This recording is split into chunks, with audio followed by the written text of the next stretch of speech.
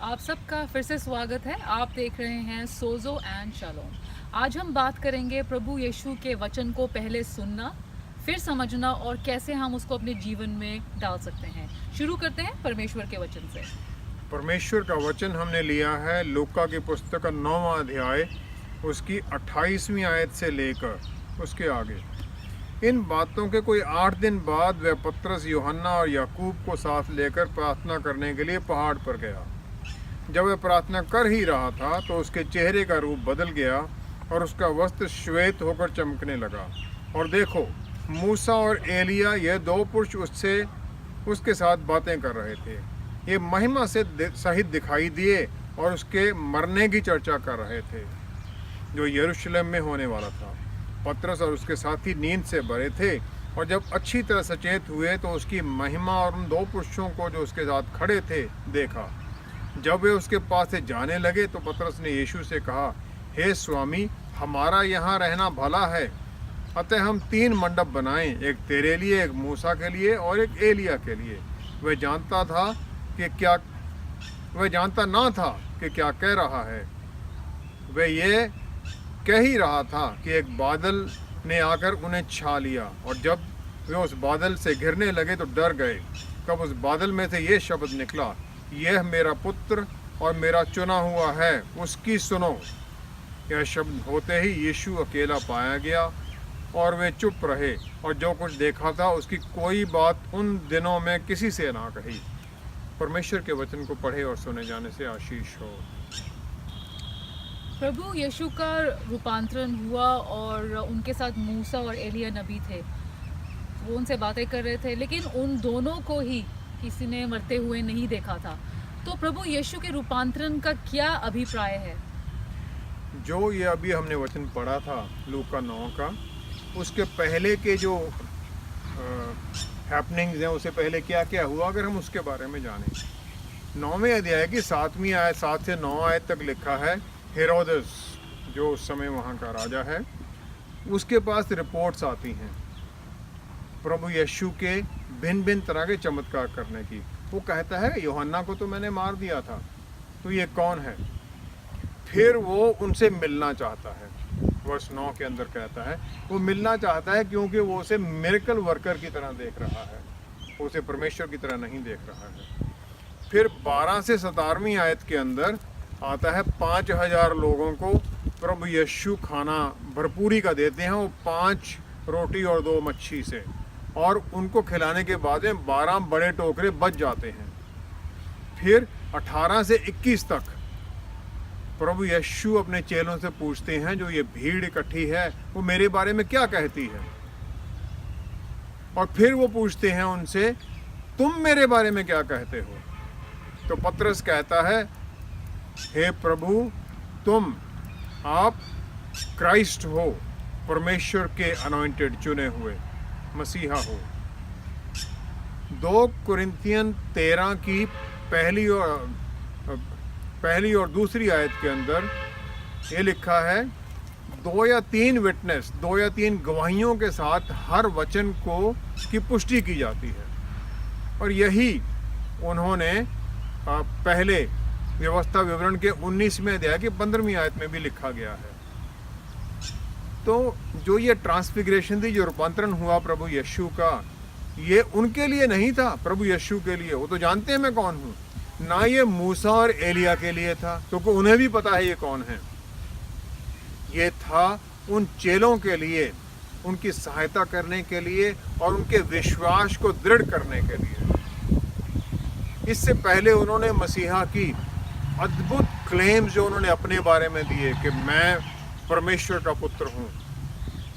उन्होंने ये कहा, मैं स्वर्ग राज्य यहाँ स्थापित करने के लिए आया हूँ। फिर उन्होंने वो चमत्कारिक तरीके से लोगों को चंगाई पाते हुए देखा। फिर उन्होंने जो दुष्ट आत्माएं हैं उनको उनके सामने सरेंडर करते हुए, छुटकारा देते हुए लोगों को भागते हुए देखा। फिर उन्होंने देखा नेचर भी उनके अंडर है, जो तूफान है वो थम जाता है। और फिर प्रभु यीशु कहते हैं, जिन्होंने मेरे साथ आना है उन्हें अपने आप से भी इनकारी होना पड़ेगा। डिनाई योरसेल्व्स, तब मेरे पास आओ। और फिर वो 27वीं आयत में कहते हैं लूका 9 की, जो यहाँ खड़े हैं इनमें से कुछ लोग मौत नहीं देखेंगे इससे पहले कि वो स्वर्गराज को देख ना लें। मतलब स्वर्गराज को देखे बिना वो मौत नहीं देखेंगे। और फिर 23वीं आयत के अंदर वो कहते हैं, अपना पतरस कहते हैं, प्रभु यीशु ये अच्छा है कि हम यहाँ पर हैं। हम यहाँ पर 3 टेंट जो भी हमने पढ़ा था, 3 मंडप बनाए, एक आपके लिए, एक मूसा के लिए, एक एलिया के लिए। अब वो वहाँ पर पतरस गलती कर दी उसने। पहली गलती उसने की कि मूसा और एलिया को प्रभु यीशु के बराबरी में ले खड़ा कर दिया। परमेश्वर का पुत्र और क्रिएशन उसने बराबर में खड़ी कर दी। दूसरा, उसने पास्ट जो था, मूसा और एलिया पास्ट के थे, पुराने नियम के थे, उनको उसने अपने इस जीवन के अंदर लाने की कोशिश कर दी। हम पास्ट जो है हमारा, उससे हम सीख सकते हैं अपने प्रेजेंट के लिए, वही हमने करना है। उससे हम सीखें ताकि आज का जीवन हमारा बढ़िया हो। लेकिन हम पुराने अपनी जो बातें हैं उनके ऊपर हम जी नहीं सकते। इब्रानियों के 3 अध्याय की 5वीं 6वीं आयत में लिखा है, मूसा परमेश्वर के घर के लिए जैसे एक नौकर होता है फेथफुल, उस प्रकार नौकर था, लेकिन प्रभु यीशु उसके ऊपर फेथफुल था जैसे पुत्र अपने घर के लिए फेथफुल होता है। प्रभु यीशु का ये अपना घर है स्वर्गराज, जबकि मूसा उसके अंदर एक नौकर की तरह आया था। ये घर उसका चर्च, उसके लोग, प्रभु यीशु के लोग और उसका शरीर है ये, और उसके ऊपर वो करते हैं। और इसीलिए इस सब की पुष्टि करने के लिए फिर परमेश्वर कहते हैं, दोबारा कहते हैं दूसरी बारी, ये मेरा पुत्र है, मेरा चुना हुआ, और इसे सुनो। जो पतरस ने 20वीं आयत में कहा था कि आप प्रभु यीशु परमेश्वर के अनॉइंटेड हो, वो यहाँ पर माउंटेन टॉप के ऊपर पिता परमेश्वर उसको कंफर्म कर देते हैं, उसकी पुष्टि कर देते हैं, ताकि इनका विश्वास स्थापित हो और जो इन्होंने कहा था वो पूरी तरह से पूरा हो जाए। यही रूपांतरण का सच है। पिता परमेश्वर ने खास तौर पे ये ही आदेश क्यों दिया? उसकी बात सुनो, ये मेरा पुत्र है जिसे मैंने चुना है। यहूदियों में ये विश्वास है कि सोल जो हमारा अंतर्मन है उसके 3 हिस्से हैं। पहला है नफेश, जिसका जो ये शब्द है, ये रूट वर्ड नफाश से आता है, इसका मतलब है रेस्ट, आराम। दूसरा है रुआख, मीनिंग विंड, हवा। तीसरा है निशामा। निशामा शब्द है, ये निशीमा से आता है। निशीमा का मतलब है सांस, ब्रेथ। तो जो निशीमा है, ब्रेथ जो है, ये सबसे पहले है जो कि परमेश्वर के होंठों से निकलता है और इंसान में आता है। तो ये हवा की तरह, विंड की तरह ही चलता है। और जो रुआख है, ये फाइनली इंसान के अंदर आके रेस्ट करता है, उसके अंदर समा जाता है। जो परमेश्वर ने सांस छोड़ा, विंड की तरह आया, इंसान के अंदर रेस्ट कर गया। नफेश इसलिए जो ये नशीमा है, ये हाईएस्ट है। ये नशीमा जो सांस जो पहले छोड़ा गया था, ये हाईएस्ट है, परमेश्वर के नज़दीक है, उसके होंठों से निकला है सबसे पहले, उसके पास सबसे क्लोजेस्ट ये है। और नफेश वो है जो इंसान के अंदर आके बस जाता है, उसके अंदर रेस्ट कर लेता है। नशीमा परमेश्वर के पास और नफेश इंसान के पास। रुआख इन दोनों के बीच में खड़ा होता है, जो कि इंसान को अपने आत्मिक स्रोत के साथ जोड़ता है। उसे वो आत्मिक स्रोत से जोड़ देता है ताकि इंसान परमेश्वर के साथ जुड़ा रहे, उसके साथ बना रहे।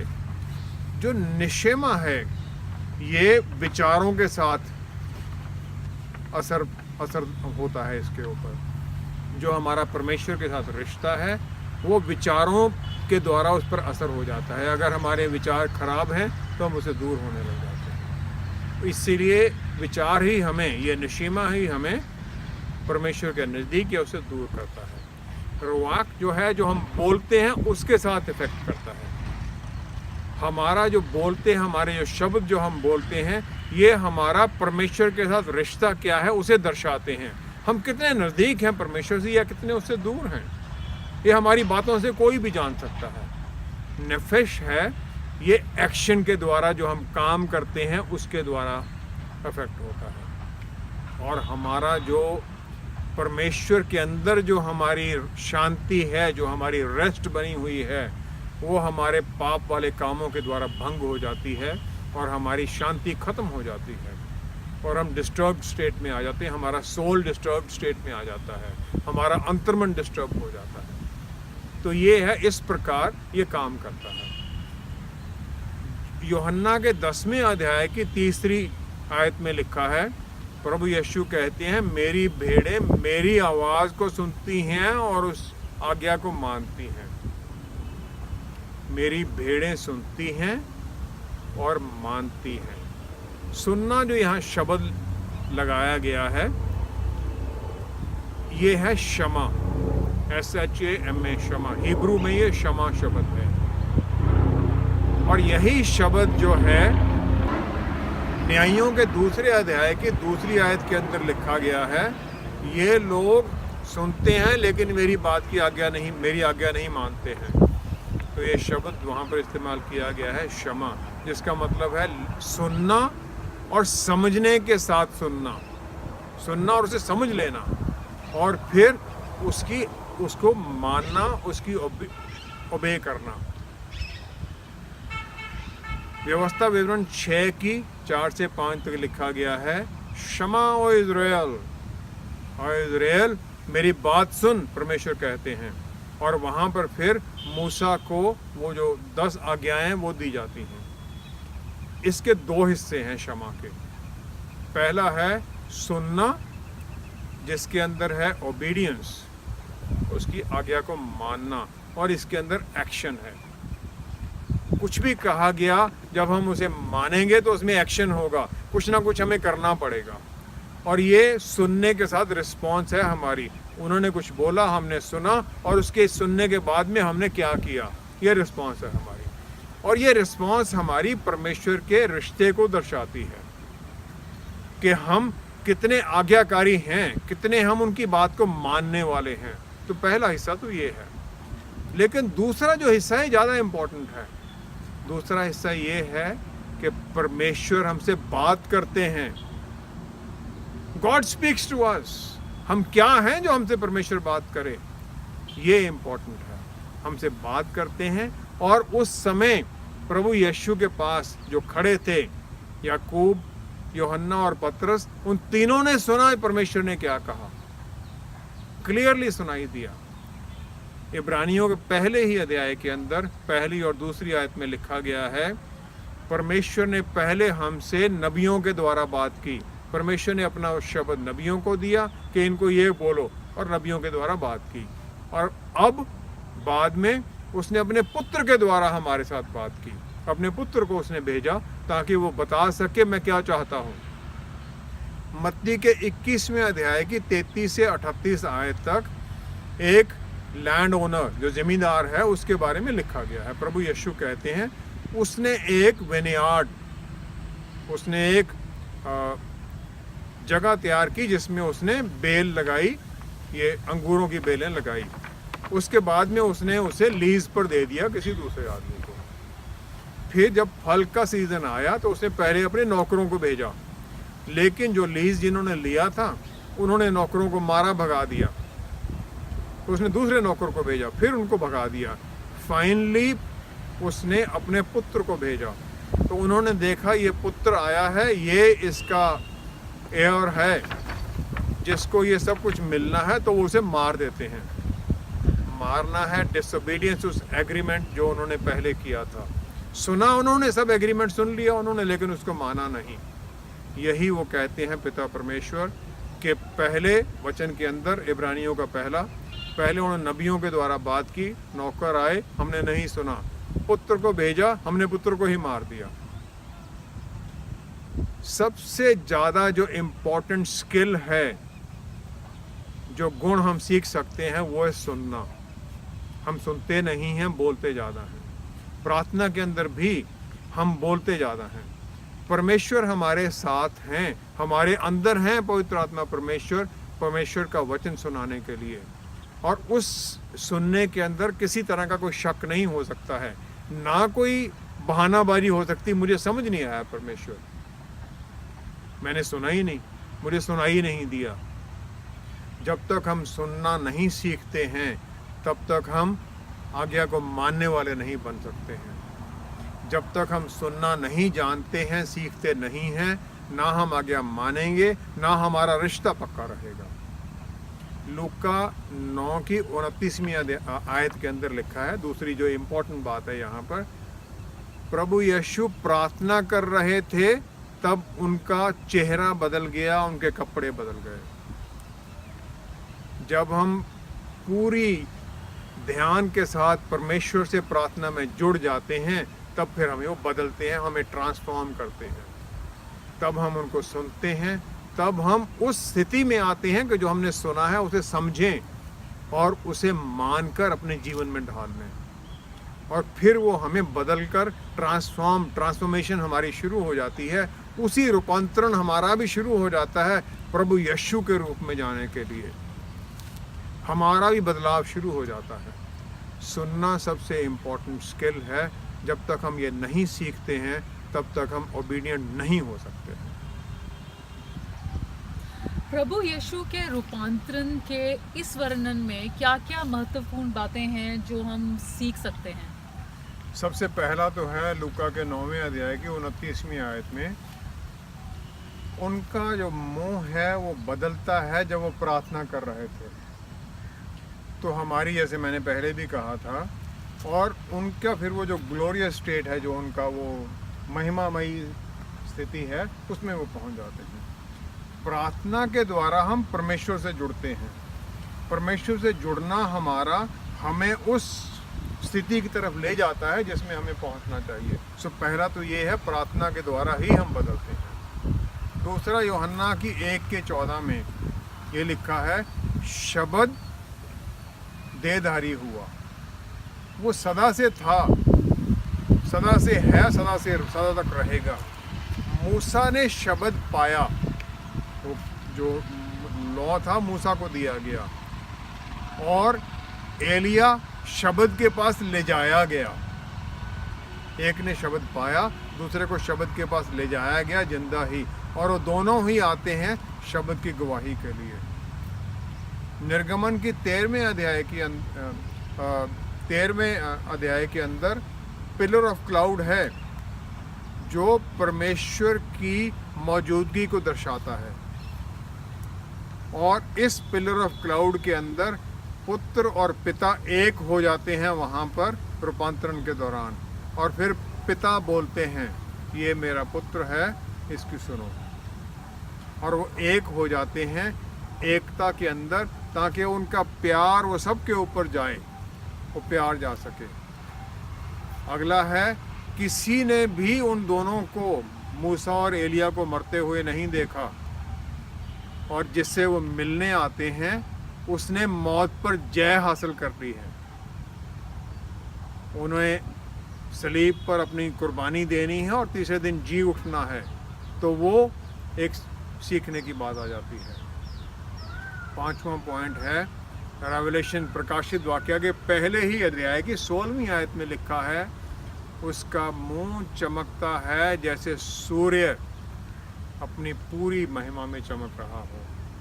प्रभु यीशु का मुंह भी इसी प्रकार चमक जाता है, और उनके वस्त्र बिल्कुल सफ़ेद हो जाते हैं, इस प्रकार सफ़ेद जैसे किसी ने उन्हें अद्भुत तरीके से रंग दिया हो, सफ़ेदी के अंदर ले आया हो कोई। और फिर उन्होंने बात वहाँ क्या की, लूका 9:31 के अंदर जो वो डिपार्चर के बारे में, जाने के बारे में कहा जाता है, वहाँ पर ग्रीक शब्द है एक्सोडस। मूसा अपने लोगों को मिस्र से गुलामी से छुड़ा कर लाता है, और प्रभु यीशु अपने लोगों को पाप की गुलामी से छुड़ा कर लाते हैं। दूसरा है एक्सोडस का 33वां अध्याय, निर्गमन का 33वां अध्याय, उसकी 18वीं आयत। मूसा परमेश्वर से कहता है, पिता परमेश्वर मुझे अपनी महिमामय दर्शन दीजिए, और उसे वो नहीं मिलता है। वो सिर्फ परमेश्वर की पीठ देख सकता है। वो जो वादा वहाँ पर उसने मांगा था, जो प्रेयर थी उसकी, यहाँ पर पूरी होती है। वो परमेश्वर को फेस टू फेस अपने सामने खड़ा देखता है,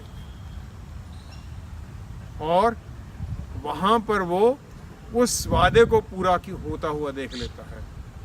मूसा को जो प्रॉमिस्ड लैंड थी उसमें जाने से मनाही कर दी गई थी, लेकिन प्रभु यीशु के पास वो उस प्रॉमिस्ड लैंड के अंदर आ जाता है, देखने के लिए उस जमीन को, उस जगह को, और अपने लोगों को पाप से छुड़ाए जाने का जो नज़ारा है उसको देखने के लिए। एलिया नबी सारे नबियों को रिप्रेजेंट करता है। नबियों ने जो जो उसके बारे में प्रोफेसीज, जो उनके बारे में भविष्यवाणियाँ की थी, वो पूरी होते हुए देखता है वो। और ये सब कुछ होता है ताकि जो चेले वहाँ 3 खड़े हैं उनको ये शक्ति मिले, वो ये कह सकें, हाँ परमेश्वर का शब्द मेरे पास आया, उसकी सुनो, ये मेरा पुत्र है, ताकि वो गवाही दे सकें उस पुत्र की। और हर एक के जीवन के अंदर कभी ना कभी, कहीं ना कहीं ऐसा माउंटेन टॉप एक्सपीरियंस आता है जब वो परमेश्वर के नज़दीकी में पहुंच जाता है। अगर हमारे जीवन में नहीं आया तो कहीं ना कहीं आएगा ज़रूर, हम उसके लिए तैयार हैं। और फिर उसकी बराबरी कोई नहीं कर सकता है। बहुत लोग तो इसको समझ ही नहीं पाते कि ये हो क्या गया। अब्राहम को वादा मिला और फिर उसे अपने रिश्तेदारों से, अपने बाकी सब लोगों से अलग होकर एक दूसरी जगह पर जाना पड़ा। याकूब देखता है वो सीढ़ी वाला सपना, उसका वो माउंटेन टॉप एक्सपीरियंस है। यशाया नबी अपने 6 चैप्टर के अंदर परमेश्वर को मंदिर के अंदर उसकी महिमा देखता है, उसका वो एक्सपीरियंस है। जेरेमाया कमिश्निंग के टाइम पर परमेश्वर उसे बताते हैं, वो उसका है। पौलुस रसूल का दमिश्क की रोड के ऊपर ये एक्सपीरियंस है जब वो प्रभु यीशु की आवाज़ सुनता है और अंधा हो जाता है। माउंटेन टॉप एक्सपीरियंस है। यूहन्ना अपोस्टल जॉन का ये एक्सपीरियंस है पैटमोस आइलैंड के ऊपर, जब उसे वहाँ पर निकाला गया था, वहाँ पर उसे उठा लिया जाता है स्वर्ग में, उसे रेवलेशन मिलती है, प्रकाशित वाक्य लिख देते हैं वो। कॉर्नेलियस को ये मिलता है प्रकाशन, और वो पतरस को बता देता है। और बहुत लोग हैं जिनके बारे में वचन के अंदर लिखा गया है। जब हम इस एक्सपीरियंस में पहुँचते हैं तो जीवन बदल जाते हैं, और ये एक्सपीरियंस होता ही जीवन बदलने के लिए है। हम उस एक्सपीरियंस को समझने के लिए जब वो आए उसको समझें, उसके मुताबिक अपने जीवन को ढाल लें, यही इसका मतलब है। हम परमेश्वर की आवाज़ सही तरह सुन सकें और उस पर पूरी तरह चल सकें, इसके लिए हमें क्या क्या करना चाहिए? इसका एग्जाम्पल हम देखते हैं यशाया नबी का 6 अध्याय। यशाया नबी सुनते हैं परमेश्वर को कहते हुए किसको भेजें। ये कमांड उसके लिए नहीं है, लेकिन वो सुनता है और वॉलंटियर कर देता है। सुनना, समझना और उसके लिए एक्शन ले लेना। और मत्ती 13 की 15 के अंदर लिखा है वही चीज़ें कि लोगों का तो मन हार्ड हो गया है, इनका तो सुनते नहीं है, ये ना ये समझते हैं और ना ये मेरे पास आना चाहते हैं ताकि चंगाई पा सकें। यशाया नबी की 6 की 9-10 में यशाया को भी यही कहा गया था। तो हम सुनते क्यों नहीं हैं? पहला तो ये है कि हमारी सिलेक्टिव लिसनिंग है, जो हम सुनना चाहते हैं वही सुनते हैं हम। मत्ती 7 की 7 में लिखा है मांगो तो मिलेगा, हम ये सुन लेते हैं। हम सुनते हैं यूहन्ना 10 की 10 में लिखा गया है भरपूरी का जीवन तुम्हें ये मिलेगा, लेकिन हम ये नहीं सुनते मत्ती 6 की 33 में जहाँ लिखा गया है पहले स्वर्गराज को खोजो, स्वर्गराज को खोजो, तब तुम्हें ये बाकी सब कुछ भी दिया जाएगा। लूका 9 की 23-24 के अंदर लिखा गया है डिनाई योरसेल्फ, अपने आप को डिनाई कर दो, अपने आप से मुंह मोड़ लो, लेकिन और अपनी जीवन ख़त्म करने के लिए भी तैयार हो जाओ, एक दूसरे से प्यार करो, ये ग्रेट कमीशन है। लेकिन हम ये नहीं सुनना चाहते। हम बाइबल के अंदर वो चीज़ हाईलाइट कर लेते हैं जो हम सुनना चाहते हैं। दूसरा है हम रैशनलाइज करने लग जाते हैं। हम ये कहने लग, अपनी इंटरप्रिटेशन अपने लाइफस्टाइल के मुताबिक अपनी उसमें आ जाते हैं। हम ये कह जाते परमेश्वर ये थोड़ा कह सकते हैं। मत्ती 5:39 में कहा गया है, परमेश्वर प्रभु कहते हैं अगर तुम्हें कोई मारे दाहिनी गाल के ऊपर तो दूसरी गाल आगे कर दो। हमने कहते ये कैसे हो सकता है, परमेश्वर ऐसे तो कह ही नहीं सकते। हम उस इंटरप्रिटेशन में आ जाते हैं, अल्टर कर लेते हैं उसको जिसमें हम रह सकें। मत्ती 5:43 से 45 में लिखा है, लव योर एनिमीज, अपने दुश्मनों से भी प्यार करो, उनके लिए प्रार्थना करो ताकि तुम भी अपने परमेश्वर के पिता परमेश्वर के बच्चे कहलाना के हकदार बन जाओ। लेकिन हम कहते हैं टेररिस्ट, क्रिमिनल्स, मर्डरर्स जो जेल में पड़े उनसे हम कैसे प्यार करें? हम एप्लीकेशन करते हैं जो हमारे पहले के सोच विचार के जो हमारे विचार हैं और जो हमारी वैल्यूज़ बन रखी हैं उसके मुताबिक हम कर लेते हैं। परमेश्वर को हम अपनी इमेज और लाइकनेस में डाल लेते हैं। हम उसकी तरह नहीं बनना चाहते, हम परमेश्वर को अपनी तरफ बनाने लग जाते हैं। अब हम सुने कैसे ठीक तरह से? पहले है पढ़ना। जो हम पढ़ते हैं जो है उसको उसी प्रकार समझ लें, हर शब्द को बराबर का वेट दें, उसको ये नहीं कि नहीं ये नहीं हो सकता है। कोलोसियंस 3:12 से 14 में लिखा है, प्रभु यीशु जैसे बन के रहो। प्रभु यीशु को पहन लो जैसे कि कॉस्ट्यूम पहन लिया हो। एक कहानी है, एक राजकुमार था जो जिसका चेहरा इतना सुंदर नहीं था। साथ वाले राज्य की राजकुमारी बहुत सुंदर है, वो उससे शादी करना चाहता है। तो एक टेलर के पास जाता है, कहता है कि मेरा ऐसे वस्त्र बनाओ कि वो मुझे पसंद कर ले। टेलर कहता है इसमें क्या प्रॉब्लम है, तुम्हारे लिए एक मास्क बना के दे दूंगा, तुम वो पहन के चले जाना।